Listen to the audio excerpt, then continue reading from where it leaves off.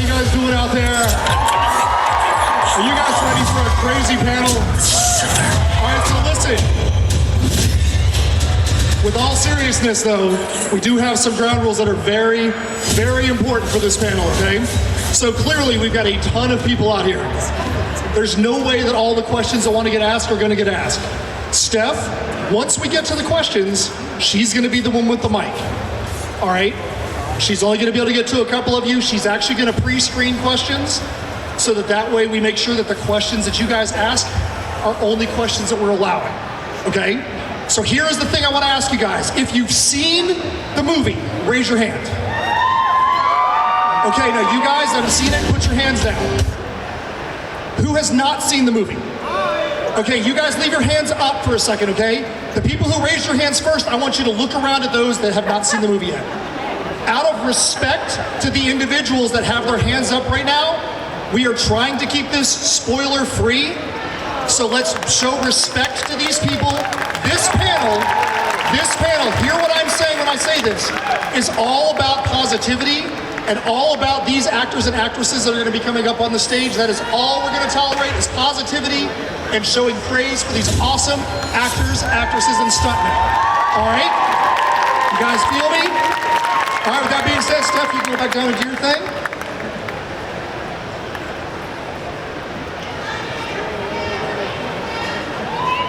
All right. You know what? I forgot my water and my phone over there. So, all right, you know what? Without even giving you the names, I'm going to bring them all out here on stage right now. Can you guys make some incredible noise for Scream 7?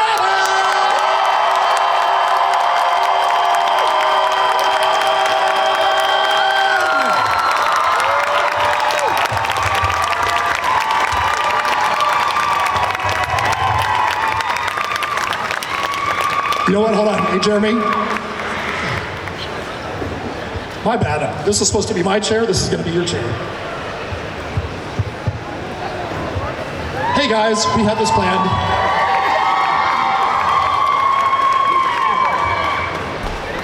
All right, so across the stage, we've got Sam Rechner. We've got Celeste O'Connor. We've got McKenna Grace. We've got Spencer Charnas.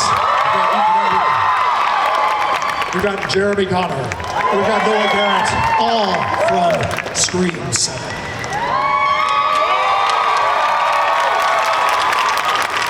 All right, so we're gonna start at a little weird spot, but it's gonna be a fun one. So McKenna and Celeste, this is not your first rodeo.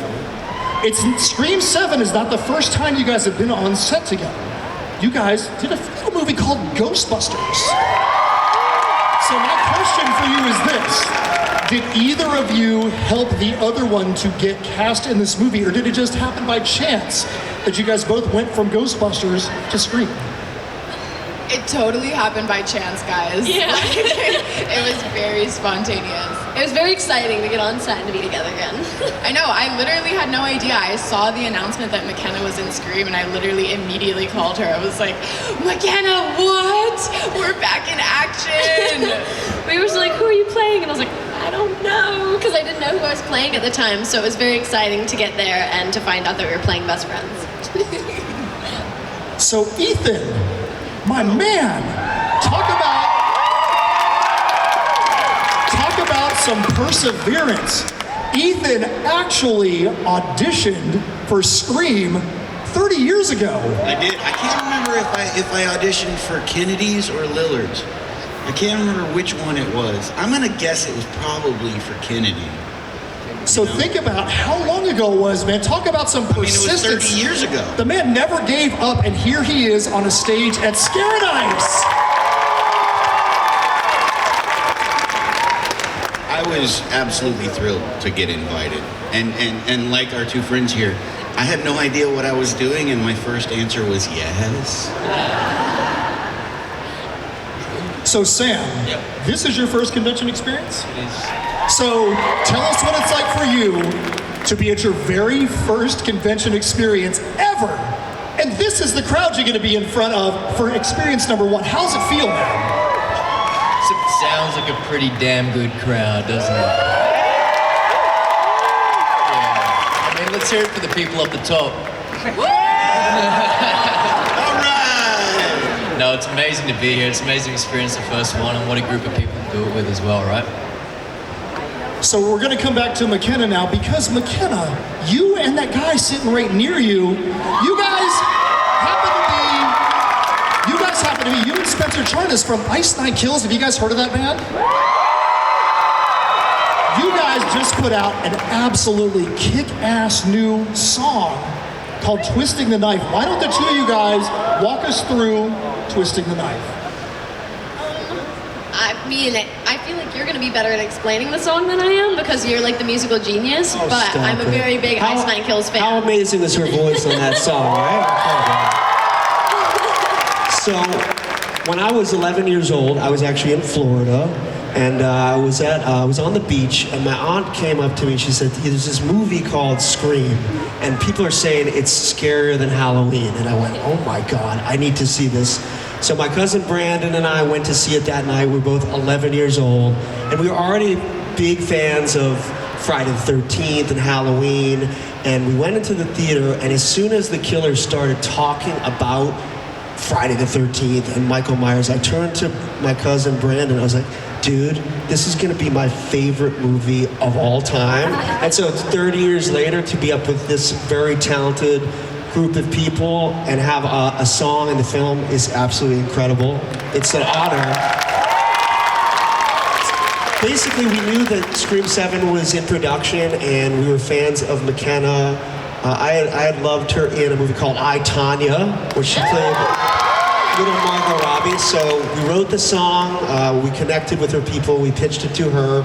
She came over the house to the studio, where, funny enough, I'm a big horror nerd. I own one of the knives from the original Scream.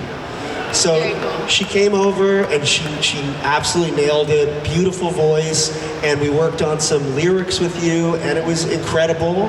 And I'm so honored that they used it in the movie. And I'm just incredibly honored to be here. We're very happy that Kevin likes it. Yes. All right, so we're going to go down all the way to the end down there. So there's two faces at the end that you guys might not be familiar with, and that's Noah Garret and Jeremy Connor. So the two of them were responsible with putting together the actual Ghostface scenes for the movie. So Jeremy and Noah, why don't you guys talk about what it was like to craft Ghostface and what it was like to actually act out Ghostface? Well, thank you very much. So for Scream 7, I was brought in to be the fight coordinator, so I was in charge of designing the fight sequences themselves. So what you saw in the movie, Kevin is an incredible writer himself, doing the Vampire series as well as the Scream series itself.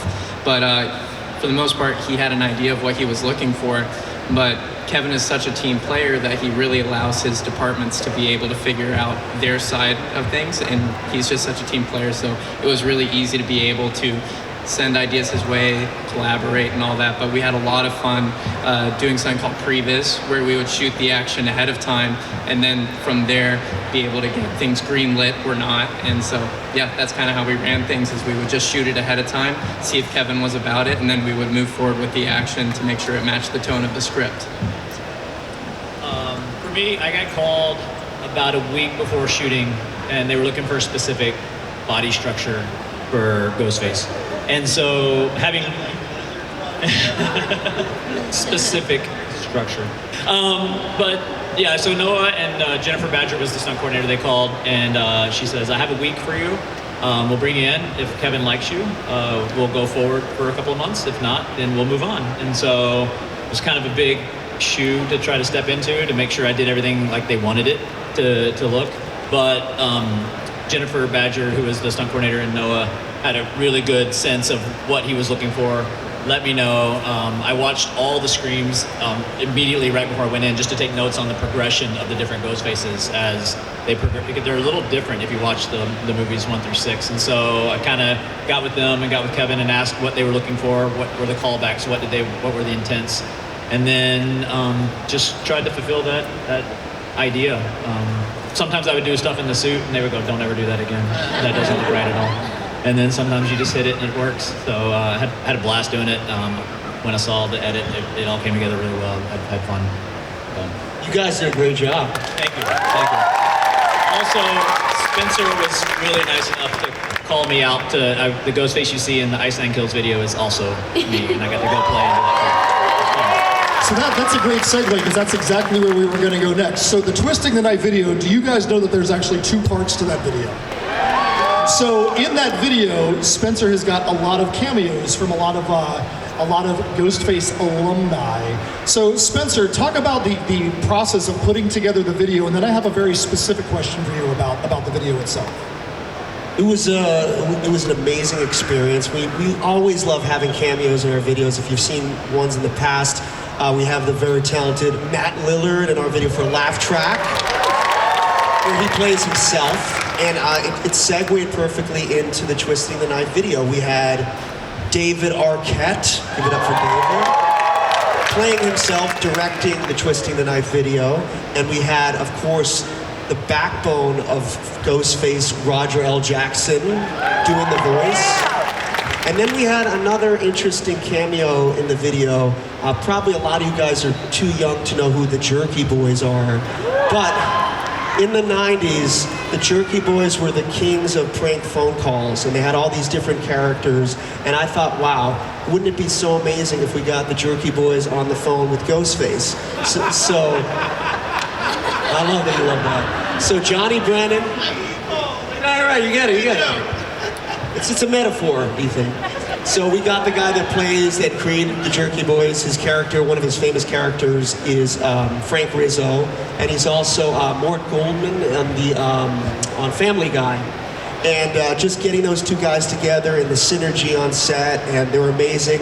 And David Arquette, who's such a great actor and a great improviser, he came up with the line, Johnny asked him, why are you directing this video? And David goes, because I'm a huge fan of 9 Inch Kills. And I was like, okay, we're keeping that. And it was just an amazing experience. And McKenna, you were amazing in it. You want to talk a little bit about it? Say hello. Oh, geez. Hi. It was very fun getting to work with Jeremy again in his little green suit. It was fun because, yes, he played Ghostface, but also I was wearing very high heels, and I got to set, and they had these like scary stairs that I had to walk down that were knives. And so Jeremy gets in like this tight green suit and helps me down the stairs all day. It was great. And I did not wear high heels in the video, if you look closely. So Spencer, there's a guy in the video named Dingwall. Is that his name? So are you talking about Dingbar? Dingbar. Yeah. Who is it that allowed my man, the drummer of Iceland Kills, Michael Cortada? How is it that he was the one who got the short straw that got to punch out Dingbar? Well, a very talented special effects makeup artist who worked on the video, Christopher Nelson. He introduced us to Dingbar. Dingbar is a very interesting character. He's a disgraced opera singer as well as a 0-time Academy Award-winning actor. And I don't know, he just looked like he had that punchable face. And as you know, Mike Cortada's got a hell of a right hook. And I guess Dingbar he went too far. And he got knocked the F out, I guess, as Chris Tucker would say. All right, so this is a question you all can answer, but we're going to start with Ethan, allow him to answer this one. So this is the first group panel in the world, if I'm not mistaken, for Scream 7 after the full release. Yeah, how cool is that? You guys some other huge party we weren't invited to. So how is it for you guys now? You've had all of this build up, and there's still some things you can't talk about on this panel, but how is it that you guys now at least get to start talking about and celebrating the fact that you put all this hard work into this movie, and now it's out, and it's had a huge premiere, and you guys get to be up here talking about this movie with the fans. How does it feel for you guys to finally have that release to talk about this movie with all these great people? Well, for me, first when they invited me to do it, it came out of nowhere. And like I said, my first response was yes. I was so excited. I had no idea what I was doing until I showed up to work. And then as things were revealed to me, I still didn't let myself fully believe until Wednesday when we watched it at the premiere. Because you just don't want to get excited. Things change in this business all the time. And it's such a high, it's such a privilege to be invited to join this group. As sense of self-protection. I'm like, nope, I did my job, I went home, I'm not gonna believe it. Little kids were knocking on my door dressed up as, you know, the Ghostface guy for Halloween, and I'm like, nope, not even thinking about it. And then on Wednesday, I got to see it, and it's like everything is just more and more surreal. It's really quite a treat. So.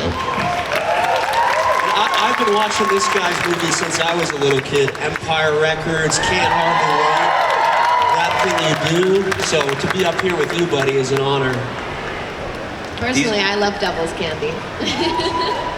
She told me her dad showed her devil's candy. Maybe that's a little more obscure. Like, I mean, there might be more Satanists in this room than I think. So Celeste, Sam, how do you guys feel about finally being able to share your experience in this movie with a crowd like this? I'm thrilled. It's so exciting to be a part of such an iconic franchise, and as like, you know, a young artist, like I don't get the opportunity to like, you know, be in these spaces so often, and so it feels really, really special, and it's like such an honor. So I'm happy to be here with all of you guys. Yeah, and it's what, 30 years of history as well, and to see how many people come out and are excited by this franchise, it's so meaningful and impactful for us. So with what Ethan was saying as well, it's you don't know how things are just going to chop and change constantly, and you don't know what the end product's going to be until you see it on that Wednesday, on that Thursday. So when it comes out, you know, just over the weekend, it's like it's hard to know what to talk about, hard to know how to talk about the film, because we don't want to give things away. But yeah, as Ethan says, it's super exciting, but I don't want to put that energy and that excitement out in a way that's not revealing anything. So yeah, cool. So you talked about the history and the legacy. So this show is very interesting in the fact that we've got a 30-year Scream reunion, a 15-year Scream 4 reunion, and the debut of Scream 7 all happening at the same time. I will say the Scream franchise to me is very similar to Star Wars in this way. Every time I do an interview with someone that's from Star Wars, whether it's the video game, whether it's a movie, they feel like they've gotten to the pinnacle of that science fiction area. And they feel like they're a part of a family that can never be broken. You guys are here with probably about 10 other people from Scream and Scream 4 and Scream 5 and Scream 6.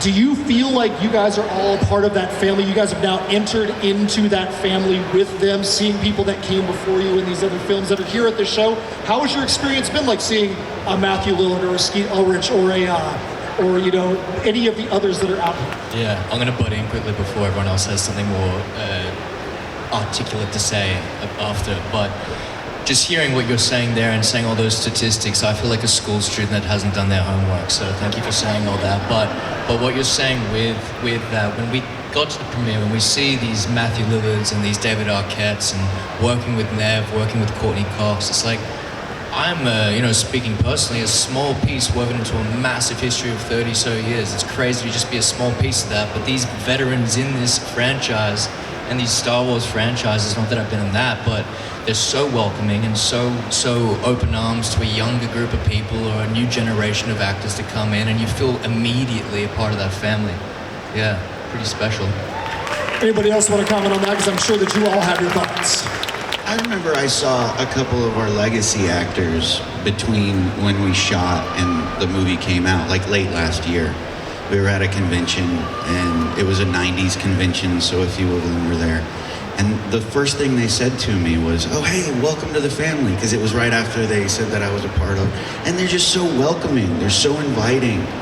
And it, like, you feel that on set. That's one of the first things I noticed when I was working, is how welcoming Nev is. Like, just warm and inviting, and it continues throughout the entire cast. It's really quite a lovely group to be invited to be a part of.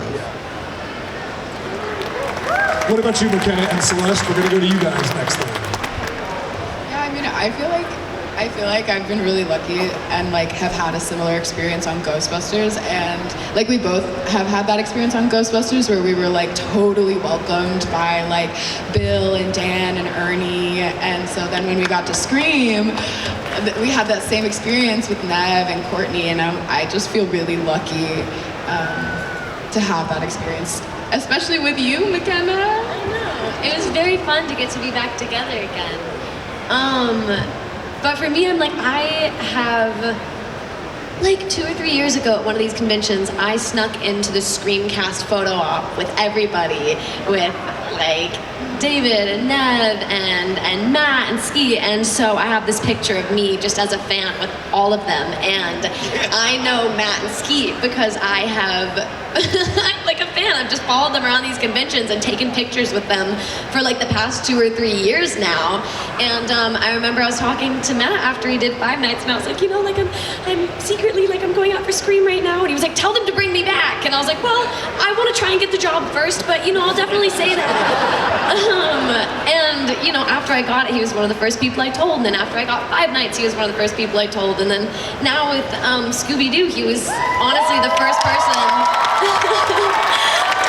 other than like the people very closest to me that I told. I like pulled him to the side at Kevin's house and I was like, I'm gonna do Scooby-Doo. And so it's like having that kind of relationship with these actors that I've been such a fan of for all of these years and been following around these conventions just as a fan is so cool now to be a part of these same families. And it's like, honestly, I feel like I'm treated the same way I was before we were coworkers. Like it always felt like they've had this very familial feeling towards everyone around them. I think that Matt, especially because I've talked to him the most out of everyone, always has a really special way of making everybody feel special and seen and like too, family. McKenna. You do that too. McKenna bakes these amazing cookies with her mom, Crystal, and yeah, she sets the family tone as well. So Noah and Jeremy, you guys, not only you guys get to be a part of the Scream and the Ghostface family, but you guys also have a whole different kind of relationship because not only is it Ghostface, it's you are a part of horror icons, Ghostface, Michael Myers, Jason. What is it when you guys see what has come before you? The He was Ghostface. also in Tusk. Sorry, I found that out yesterday and I thought that was crazy. Sorry. When you see all of these actors and choreographers that came before you in Scream or came before you in other films, what is it that you guys try to not only take into the role to show an homage to that, but also to take it to the next step so people can say, hey, we brought something new to the role while still being true to the role? Well, to start off, because Jennifer Badger is not here with us, she was the stunt coordinator for Seven, but from a legacy standpoint, what was incredible for Jennifer Badger is she was a part of the franchise, doubling Nev and everybody for the longest time. So for her to be able to go from doubling all the actors throughout the years for the franchise to becoming the stunt coordinator to be able to work with Kevin directly was definitely a full circle moment for her. So that in its own is just amazing. But being able to join the legacy for myself as well, you know, you want to honor the legacy and the action design that was before, but also trying to figure out where is the universe going to go later on. So we keep in mind what the fans like to see and where the progression is going, because we want to honor things, but we also want to find what is next and keep pushing the bar so you guys stay interested. Yeah. It's surreal. The first surreal moment I had was, I guess, a couple of months before the movie came out. The internet, the social media stuff started hitting, and I saw a clip of me walking away from the house when it's lit up, and then I saw a clip of like 4 other iconic villains walking away from a fire when it's lit up, and I was just one of those icons, and I was like, oh my gosh, it's iconic. I'm part of that, and you just sit and you just can't believe that you've seen this stuff your whole career growing up, or even before a career started as a teenager growing up in these horror worlds, and then you're part of it, and it hits home. It's fun. It's cool. And but yeah, as far as bringing new stuff to it, it's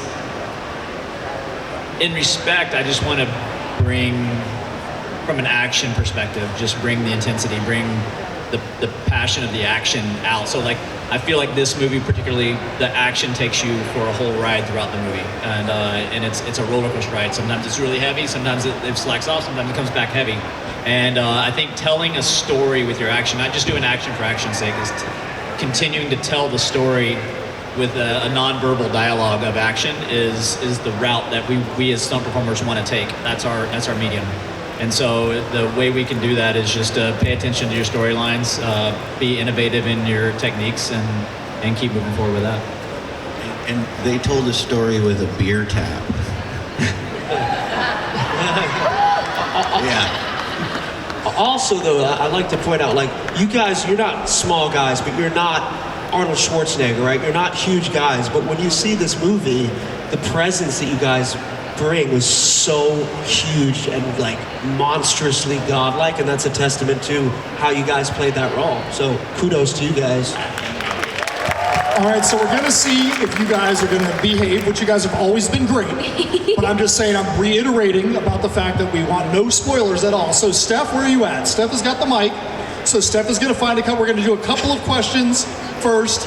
And so Steph finds somebody, and she's gonna ask you your name. She's gonna hold the mic, and then you guys are gonna be able to ask your question. Yep, your mic's on. We're going to start this off positive with this Barbara. Because I know she's not going to ask a spoiler. I don't even have to ask what the question is. Barbara, what's your positive question? Hi, my name is Barbara, and this is Barbara. Hi. This is for Jeremy and Noah. You get up on screen, and we don't see your face, we don't see your body. It's hidden behind a robe. But you guys must be in peak physical condition. So can you tell us a little bit about about what kind of exercise regime you have? He's got 17 abs. For me, you know, because we demand so much out of our body, we try to stay physical every day. You're training to take damage. You're training for technique. You're training to be able to explode out and all that stuff. And that's it's changed me over the years. I'm 26 years into the business, and when I used to work out, it was just go hard all the time, and it was fine, and you rebounded, but now I don't rebound like I used to. I can still take all the damage, I just don't get up the next day the same. So I tend to have backed off. I try to do something every day, that's the goal, but I try to do less every day and maintain a consistent. So if I just do stuff consistently, I stay in pretty good shape. It just doesn't have to be 100 miles an hour all the time. And to piggyback off what he's saying, stunt people in general, they all come into the industry for some reason, and it's whatever background they started with, and then they expand from there. But for me, as a martial artist and competing over the years, for me, I just stay on top of my martial arts, and then I build from there with other things that are required in the stunt industry. But to your point, we just got to stay on it. We got to just make sure our bodies are okay for the next role, whether it's rehab, whether it's conditioning, and also depending on who you're doubling, you just got to make sure that your body matches who that person is and what the needs are for the tone of the film. So we just got to stay on top of that and just stay healthy. All right, so I see Steph has made it back to far right. We have Miss Sophia here. My question's for McKenna and what it's like getting to go from making your own personal music, like you were in Nirvana and Bittersweet 16, to going to make music for such a large franchise like Scream. Well, you know what? Hi. What's always very exciting for me is that, well, like I have so many demos, I have so many songs done and ready, but it's like I have been filming and working and acting for so long now that tends to take priority sometimes, and so I haven't been able to get my own music out there in so long. But a really cool opportunity that I always bring up when I'm on set is I'm probably going to be pitching you guys a song at some point or another, because you know it's such an honor to get to be a part of these things as an actor, but then also to have my music to be a part of it feels like a much more personal, creative outlet. So it's always very exciting, and it's also a nice way for me to get music out there while I'm working. And you know, I mean, the first time I did this was with Ghostbusters, was the first song I ever released. I did the end credits, which was crazy. And then I did about 3 songs for this independent film I did a while ago called What We Hide. And then, you know, I hadn't done anything like that with, you know, another band or artist, much less a band and artist that I'm such a big fan of. So not only getting to do something for Scream was insane as an actor, then also putting music in it, then also working with somebody that I'm like think is so cool. So it's like crazy to me. All right, good stuff. So Steph's over here, over stage here. left. Who you got over there, Steph? This is Marcus, right? My question is for Ethan. You mentioned that 30 years ago for the original Scream that you can't remember which role that you auditioned for, whether it was Jamie Kennedy as Randy or Matthew as Stu. My question for you is, which one would you have rather played if you got the choice? Oh man, that's an impossible answer. You know, because like the invite is where it's at.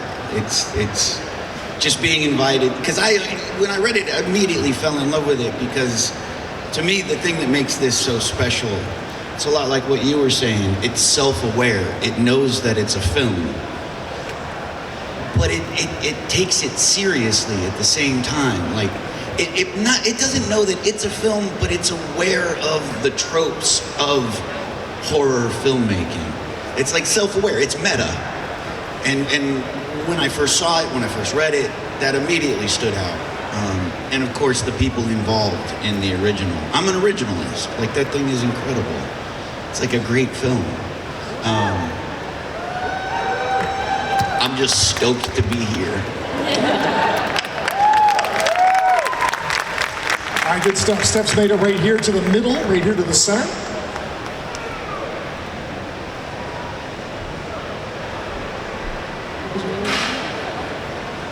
All right, so what's her name? Brandy. I was gonna ask what your favorite kill is, obviously with the exclusion of 7 because people haven't seen it. So what's your favorite kill in the whole franchise minus 7? Favorite kill 1 through 6. For all of us? For all you, what's your favorite kill 1 through 6? Cannot talk about 7.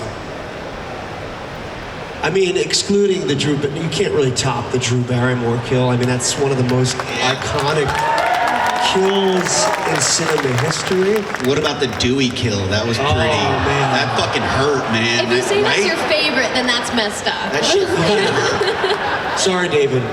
Other than that one, I mean, I'm a big Rose McGowan fan, and I like when Ghostface or any killer uses something that's not a weapon and makes it a force of death. And the idea of someone dying by trying to crawl through a doggy door in a garage is so twistedly brilliant that probably that's my favorite kill other than Drew. And there's one in the new one that might be in my top 3 actually. So There's like 3 in the new one. they're insane. We'll talk about that next year. Spoiler alert, there are kills in Scream 7. Just want to put that out there. Breaking the rules down there. Anybody else have anything you want to chime in on?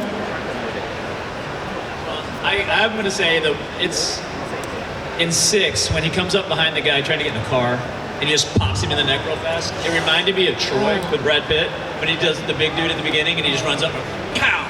And I was like, it's pretty, like the subtleness of it. Was that the first kill in 6? Yeah. Yeah, that was the car? my favorite too. Yeah. He pops him in the neck, the guy falls down, he hits him a couple times after that, but that first shot to the neck, you just don't see it coming. It's quick, it's fast, it's efficient. It's Quick and sexy. I thought that the kill, it's either in 5 or 6 whenever she's climbing across the ladder and her stomach is cut. That grossed me out so bad. I thought it was going to end a lot worse than it did. And I was like, okay, I guess I'm glad that she fell off instead of it ending up worse.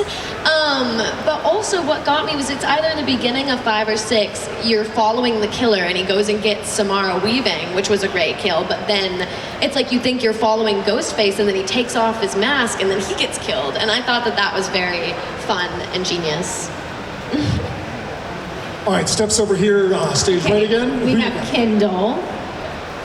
My question is, how has the dynamic between the returning cast members and the new additions evolved over the course of filming? So how did the veterans bring the rookies in and make them feel welcome on the set of Scream? Dinners. Dinners? A lot of initiations. Dinners. That was the sweetest. She was like, take my number if you ever need anything. We went to a 70s, 80s disco kind of bar one night. Remember that? Yeah. Yeah. Ethan, were you like, I'm not a rookie, darn it. I tried out 30 years ago. I'm a vet. No, I was a rookie. I was the new kid at school. and they were very welcoming. I didn't eat lunch alone, you know? It was really nice. All right, so where are you at, Steph? So I'm right here. Do we have time for one more though? We're gonna In try the to middle. we're gonna try to get one more. So obviously, there's no way we can get to all the questions. We do have a hard stop at the end of the panel. I've got one question left. So I guess this is gonna be the last question. It's gonna have to be somebody easy to get to. So. Oh, here we go. All the pressure's on.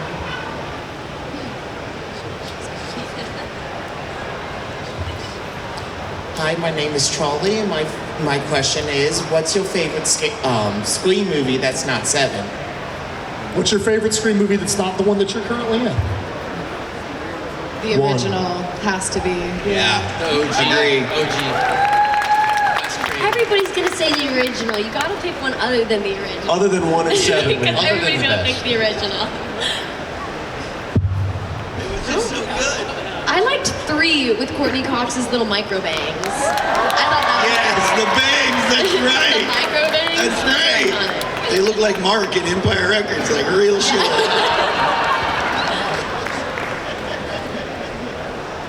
I don't know, there was a darkness to part 4 that I think was like underrated and overlooked. The disemboweling scene in the room, pretty cool. 4 is definitely my favorite for sure. 4's great. All right, so here's a question I have to end the panel for each one of you guys, because I feel like every one of you can answer this question. You know what it was like to be brought into the Scream 7 world, even Spencer, because even though you're not in the movie, so to speak, you're a part of the movie. Maybe I am. You're no spoilers, you said, right? Oh, you know, you're right. You're definitely in the movie. You're definitely in the music video. So, each of you have a friend that is not a part of the franchise yet. If you could recommend someone who's a friend of yours in the acting world to be a part of Scream 8, to become a part of your family in Scream, who would you recommend to become a part of this franchise? Who do you want to see brought into the family of Scream that's in your circle? Samuel Jackson.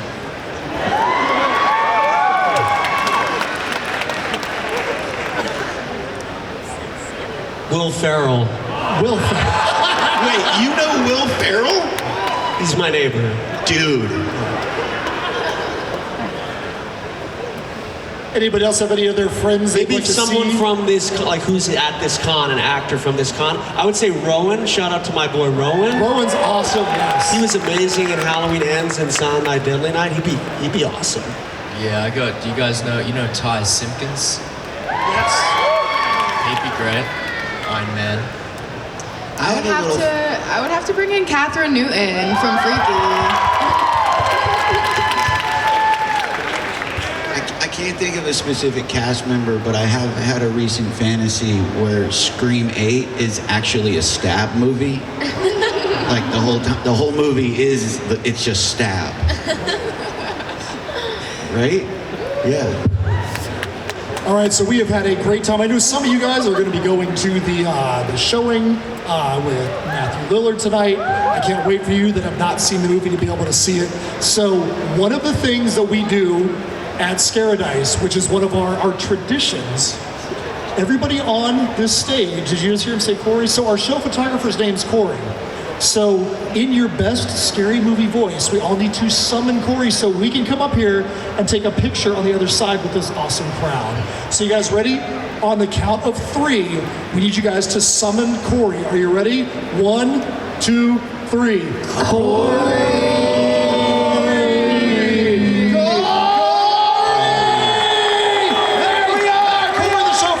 All right, so you guys, let's give a massive, massive round of applause to Sarah Rechner, Celeste, McKenna Grace, Spencer Charnas, Ethan Embry, Jeremy Connor, and Noah Garret from Scream 7!